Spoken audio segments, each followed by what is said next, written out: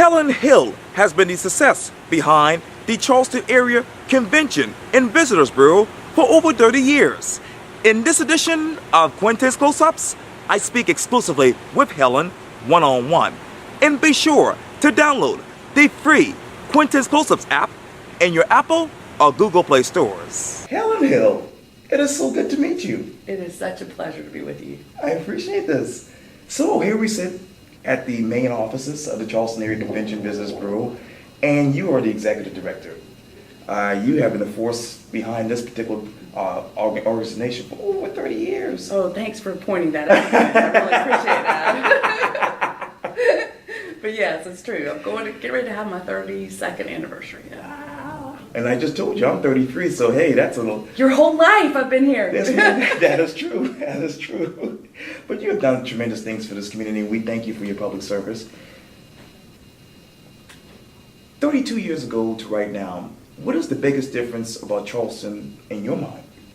Well, probably the greatest thing that's changed is Charleston's become more diversified in terms of its tourism product, but also what's going on in our community. Because 32 years ago, you know, when you think about the corporations that were here in our community, we didn't have the depth that we have today. That's right. So now where 32 years ago, tourism was important, right? And it's still important today, but we didn't have as many of those other sectors that make a rich economy and a great place for you and I to live. That is so true. On my way over here, I was thinking this, all the things that are going on here in Charleston. You know, we just had the Cook River Bridge run. We just had the Volvo Car Cup. You're going to have Splato here in maybe a week or so. Summer's coming. What is that letter you would write to the visitors of Charleston saying they're Charleston visitors? Right. Well, you know, today there is no bad time to visit Charleston, right?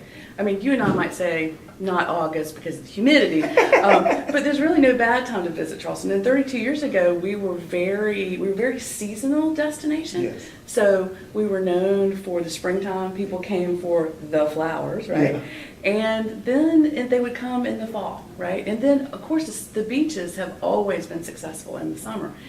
Now we're really blessed that Charleston's a year-round destination. That's true. And even our beach communities are doing very, very well the rest of the year because, as you know, on a sea island, sometimes I think the winter is the more beautiful time to be there. You're right about that. It's a good time to go for a walk or run. How do we get to America's best city? That's one of my favorite questions to answer. Really? Well, you know, the first time we won the Condé Nast Award. Oh, yeah. And we took that breath like, what, us, Charleston, South Carolina? Really? And if you really dig down into those readers' polls, it's interesting because it's such a big honor because it's not like the magazine picked us or an editor picked us. Right. It's the readers that picked us. Last year, I think that like 132,000 people voted. So that's a lot of people. Right. But what was interesting about it is they rate you in several categories, and they're the ones that would intuitively make sense to you. Like they look at accommodations. Well, you know we've got some great accommodations. Yeah. They look at restaurants. Yeah. You know how we have great food. They look at attractions and tours. We certainly have that in spades. They look at shopping. We do that well too. Sure. When you think about other destinations that we compete against, they also have those things.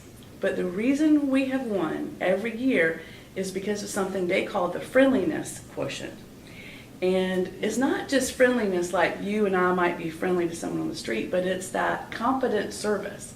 Those outstanding folks that work in the hospitality industry that are giving that great service. And that's the score that always puts us over the edge to be number one. Mm. And today we've got over 42,000 folks working in the hospitality industry. Sure. That their livelihood is important to our success. That is absolutely true, and I'm involved with that as well. You are. Yes, indeed. And you talk about scores. Where would you rate Charleston right now in your mind? Well, of course, I'm always going to say Charleston. I really believe in my heart. One of the things that happens, I think, to the folks that sell Charleston, and you know that thing that happens when you go somewhere else and someone says, "Oh, Quintin, I just love Charleston." It makes me laugh because we always say thank you, like we're personally responsible for the whole destination. But it's the people here that make the difference, and that's why we'll be number one. And when we've had tragedy strike this community, those are those times, whether it's after a storm, if it's after the horrific murders at Mother Emanuel, that's when you see how this community comes together and reacts. And it makes our team feel great because we don't oversell what our community can deliver. Our community delivers. That's true. That's very true. And there's so much going on right now, from the airline growth to the new hop shuttle to workforce jobs. Yeah. What is the future of Charleston in your mind? For us, I think it's focusing on, and it's kind of an overused term, but it's focusing on quality growth. It's us being really smart about the kind of development we want in our community, right? Every community that's thriving is growing, but not all growth is good, right? So we want to make sure that that the things that our community chooses to invest our time, talent, and treasure in are those things that long term will produce sustainable results.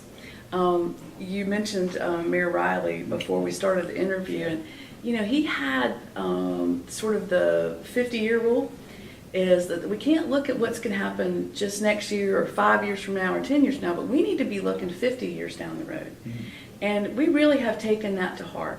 So when we market and sell this community to visitors, we are brave. We sell who we really are, not who we want to be. Mm-hmm. And you and I both know we have a lot of history that's not pretty, right? But it's our history, and for better or for worse, it belongs to us. And we believe long term that that's what visitors are interested in, is they're not looking for a recreation of anything, and they want the real story. What is that real story about Charleston in your mind? Well, I think it is the rich past that we have, and how that past is shaping our future. If you think about coming up in 2020, we'll be celebrating the 350th anniversary of the founding over at Charleston Landing. What has transpired in this community in that 350 years? Well, like we said, a lot of it is not great, but some of it's fantastic. And particularly if you think about how our artisans are reviving past crafts. One of my close friends is doing ironwork, and he's doing ironwork in the most traditional ways. And because of our thriving community, he has a thriving business, right? And he's creating, he's doing right now some ironwork for my house. And I'm going to have, a new fence because of him. Yes. But it's going to look like it's been there for 150 years. And here he is doing that today. Gosh, you came here really right after Hugo, from what I understand, and you worked in the hospitality business. I did. Wow. Helen Hill, how would you describe yourself as these days? It's busy, really busy. I think right now the most exciting thing that we're working on is talking about how to integrate African American story in the Charleston story. And we talk about all the time about the fact that, we're not changing the story, changing the history, we're just adding depth to it, because there's a lot of story that wasn't told. Most of us, and it may have happened to you at Burke, it happened to me at Ashley Hall, we stopped learning history when we got through Reconstruction, and then it was over, right? It was like, that's as far as the textbook went, And you think about Charleston's got a very rich history from Reconstruction forward to today. And that's the kind of depth that we believe people are interested in. Whether it's talking about Judge Waring and what he did, or Septima Clark, we've got so many amazing stories that have not been told. So it's still our history, but there's stories that are new to so many people because they have not been told before. Wow, so amazing, so amazing.